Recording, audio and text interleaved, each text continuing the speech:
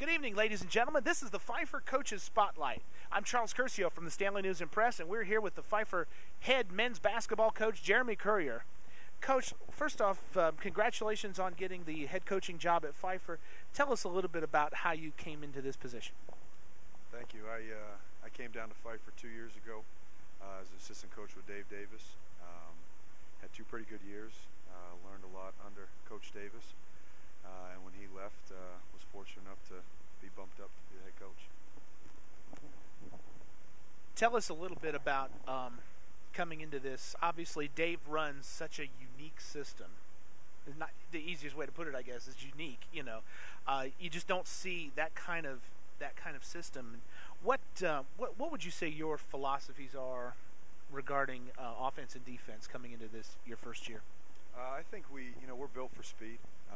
I think so. We're still trying to go up and down. After our first two games, we were averaging a little bit over 80 points a game, shooting over 50% from the field. So I think our philosophy is sharing the ball, getting up and down. Obviously, we have Chris Woods in the middle, an All-American, so we look to feed the post quite a bit. Defensively, we haven't pressed quite as much, but we are holding teams to about 77 points a game after 3 games. So I think our defense is taking a step in the right direction, but we're still growing with it every day. Well, offense is about execution and learning the plays, and you know, defense is more effort than it is maybe X's and O's per se. So I would say that defense might be easier to develop before the offense comes. But you've got first off, let's talk about Chris Woods for just a second. Chris is a special player. You know, he's 6'5", but he plays bigger. You know, when you talk about centers that play bigger than they actually are, and Chris really does fall into that category. What is he like to coach, and what do you expect from him this year? I think Chris is he was rated a top 15 player in the country this year, a candidate for National Player of the Year. I think when people ask about Chris, I say the first thing is he's a better human being than he's a player. He's a treat to coach. We love going to the gym with him every day. He's a great leader. He knows the importance of getting another banner in the Myrna for our program.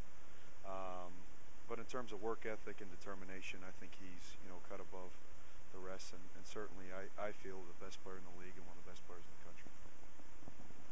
And then for every Kareem, you've got to have a Oscar Robertson. For every Lou Alcindor, in that case, you need an Oscar Robertson, and Jeff Pettaway fits that bill perfectly. Can create offense on his own, knocks down threes. What kind of leadership does Jeff give you? Well, I think Jeff's one of the most underrated players in our league. He was an all-conference player last year. We thought he was an all-region player. Jeff's a little bit more of the silent leader by example. There's no one in our program that works or dedicates himself to the game as much as Jeff. Another special person, but in terms of passion and commitment to the game and our program, he's one of the best. Obviously, your lineup has got there's a few new faces on there. Who are some of the new players that you have seen come onto this roster that have really impressed you just in terms of effort and execution? I would say the first person that's really jumped out is Daniel Kuhl, who's not appeared in the game yet. 6'4" guard out of Orlando, Florida. Just a great basketball mind, natural leader. And then his kind of running mate is Kyler Gregory, who's a 6'8" shooter for us.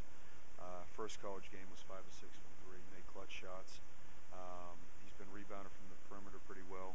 But those are two guys that have really taken a step in the right direction. We also have Elijah Matthews out of Washington, D.C., who played last night for the first time. He's been injured with a knee injury, and we're hoping to get him back here in the next couple of days. And, of course, one player that led you last night against Virginia State, of course, was Reggie Hollinger. And Reggie, I think, of all the players on the team, might be one of the most versatile, just in the sense that he can play just about every position out on the court. Yeah, Reggie's a special basketball player. Last year as a freshman, he was runner-up rookie of the year in our league. Shoots over 40% from 3. Isn't afraid to take off outside the lane and try to dunk it on you as he did at Livingstone. Very, very good at getting to the rim. Generally guards are, the other team's best perimeter player. But as a sophomore, we're asking a lot out of him, and so far he's done well for the first 3 games. Now, one player I need to ask you about myself, because he's one of my personal favorites, just watching him play, and I think you know exactly. Yuki, of course it's Yuki. Yuki Yamaguchi, I mean, he reminds you so much of, as far as effort and intensity and just quickness of like a Muggsy Bogues, just being able, he just pushes the tempo for you guys so well. Yeah, I mean, Yuki is a big reason why we're 2-1. 6 assists, 1 turnover in the first game, 6 rebounds in the second game. But again, a natural leader, a guy that has really taken a step in the offseason with strength, and played major minutes for us in the first 3 games. Let's talk a little bit about your first 3 games. Now that we're talking about that, you're 2-1 right now as we're taping. First off, against Urbana, talk us through this game a little bit. What did you see out there in the Urbana game that you really liked? We jumped out well. We got the ball to the post. Chris had 27 points off 15 shots. I thought we got high percentage shots, shared the ball well, 14 assists. We knew going in at half, I believe we're up by 16, we knew going in at half that they were going to give us a better punch in the second half. We rode it out, and I think it was our first gutsy win of the year. I think the guys showed resilience and handled a tougher Bandit team. Anytime you shoot 60% from the three-point arc, that's got to be a huge benefit, and shooting 51% overall in that game. And then, of course, Livingstone, the big rally.